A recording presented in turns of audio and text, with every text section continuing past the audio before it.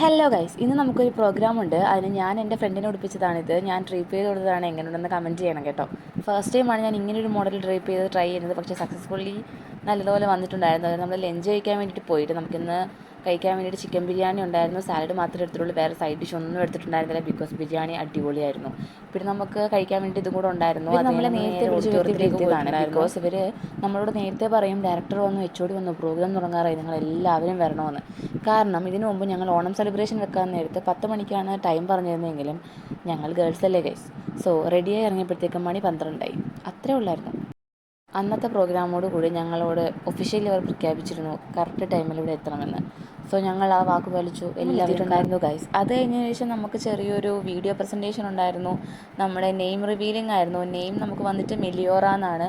അങ്ങനെ നമ്മുടെ സീനിയേഴ്സിന് വേണ്ടി നമ്മൾ ഫെയർവെൽ ആണ് കൊടുക്കുന്നത്. നമ്മുടെ ഫെയർവെല്ലിൻ്റെ നെയിമാണ് മെലിയോറ. സോ ഇന്ന് നമ്മുടെ ഫെയർവെൽ പാർട്ടിയാണ്. റിവീലിംഗും കഴിഞ്ഞ് ഒഫീഷ്യൽ സ്പീച്ചും കഴിഞ്ഞതിന് ശേഷം അവരെന്തായാലും ഇറങ്ങുകയാണല്ലോ. പക്ഷെ ഇവിടെ ഉള്ളിടത്തോളം കാലം ഇവിടുത്തെ എല്ലാ ചിട്ടകളും നിയമങ്ങളും അനുസരിച്ച് ഇവിടെ ജീവിച്ചതിന് നമ്മൾ അവർക്കൊരു ഉപഹാരം കൊടുക്കുന്നുണ്ട്. സോ അത് കൊടുക്കുന്ന കാഴ്ചയാണ് കാണുന്നത്. നമ്മുടെ ഡയറക്ടറും പിന്നെ നമ്മുടെ HOD ആണ്. പിന്നെ ഒഫീഷ്യൽ പരിപാടിയൊക്കെ കഴിഞ്ഞ ശേഷം നമ്മുടെ ശ്രാവണി ദീദി വന്നിട്ട് ഒഫീഷ്യലി ഒരു വോട്ട് ഓഫ് താങ്ക്സും പറഞ്ഞ് ഫാക്കൽറ്റീസിന് എല്ലാവരും പറഞ്ഞു വിട്ടു. കാരണം ഇനി നമുക്ക് കുറച്ച് പരിപാടികളുണ്ടല്ലോ.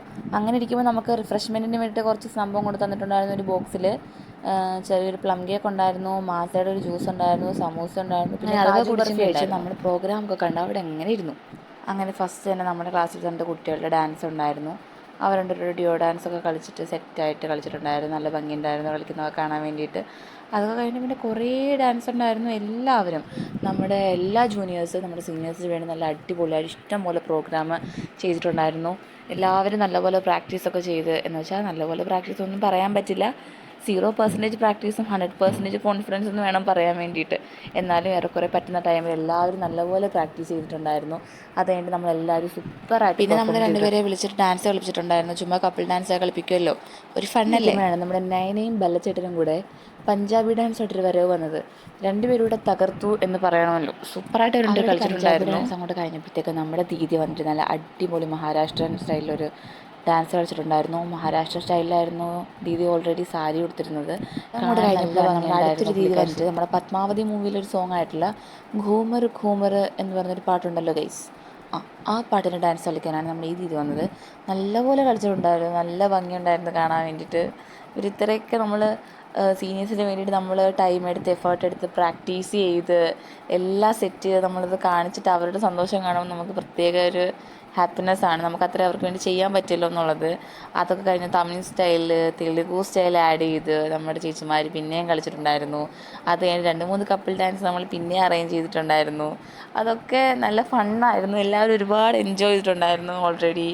പിന്നെ അങ്ങോട്ട് കപ്പിൾ ഡാൻസിൻ്റെ ഒരു മേളമായിരുന്നു. കാണുന്നവരെല്ലാം പിടിച്ച് നമ്മൾ കപ്പിളാക്കും ഡാൻസ് കളിപ്പിക്കും. എന്തെങ്കിലുമൊക്കെ ഒരു ഫണ്ണ് വേണമല്ലോ ഗൈസ്. പിന്നെയെന്ന് വെച്ചാൽ നിങ്ങളെല്ലാവരും വിചാരിക്കും എല്ലാവരുടെ ഡാൻസ് കാണിക്കുമ്പോൾ എൻ്റെ ഡാൻസ് ഇല്ലേന്ന്. പക്ഷേ എൻ്റെ ഡാൻസ് ഉണ്ട് ഗൈസ്. നമ്മളത് വഴിയെ പോസ്റ്റ് ചെയ്യുന്നതായിരിക്കും. ഡാൻസൊക്കെ കളിച്ചിട്ടുണ്ടെങ്കിലും നമുക്ക് വലുതായിട്ട് വിയർപ്പ് ചെയ്യണമെന്നുണ്ടായിരുന്നില്ല. ബിക്കോസ് ഹോൾ ഫുൾ AC ആയിരുന്നു. ഏത് മൂഡ്? അംബാനി മൂഡ്. കാരണം ഇപ്പോഴത്തെ ചൂടിൻ്റെ അവസ്ഥ വെച്ചിട്ട് നമുക്ക് AC ഇല്ലാണ്ട് അല്ലെങ്കിൽ തണുപ്പില്ലാണ്ട് ഒന്നും നിൽക്കാൻ പറ്റുന്നില്ല. കാരണം ഇവിടെ ഭയങ്കര ചൂടാണ്. സോ ഓൾറെഡി പ്രോഗ്രാം മൂഡ് ആയതുകൊണ്ട് നമ്മുടെ ഹോൾ ഫുൾ AC ആയിരുന്നുണ്ടായിരുന്നു. പിന്നെ ഞാൻ പറഞ്ഞല്ലോ, കപ്പിൾ ഡാൻസൊക്കെ കണ്ട് മടുത്തപ്പോഴത്തേക്ക് നമ്മൾ പിന്നെ ഒരു തമിഴ് സോങ് വെച്ചിട്ട് ഡാൻസ് ഉണ്ടായിരുന്നു. അതൊക്കെ നമ്മൾ കോംപ്ലക്സിലോട്ട് പോയപ്പോഴത്തേക്കും നമ്മുടെ സീനിയേഴ്സ് പോകുന്നതിൻ്റെ സന്തോഷത്തിലും സങ്കടത്തിലൊക്കെ നമുക്ക് വേണ്ടി വാങ്ങിത്തരേണ്ട കാര്യങ്ങൾ കാണത്. തിരിച്ചു വന്നപ്പോഴത്തേക്കും പാർട്ടിയൊക്കെ കഴിഞ്ഞിട്ടുണ്ടായിരുന്നു ഓൾറെഡി. പിന്നെ എല്ലാവരും ഫോട്ടോ എടുക്കുന്നതിൻ്റെ ബഹളത്തിലായിരുന്നു. അതൊക്കെ കഴിഞ്ഞ ഒരു ആരോഗ്യത്തിന് നമ്മൾ ഒരു ചാർജും വാങ്ങി ചാർജ് ആക്കാൻ വേണ്ടി പോയിട്ടുണ്ടായിരുന്നു. അപ്പോൾ ബായ്.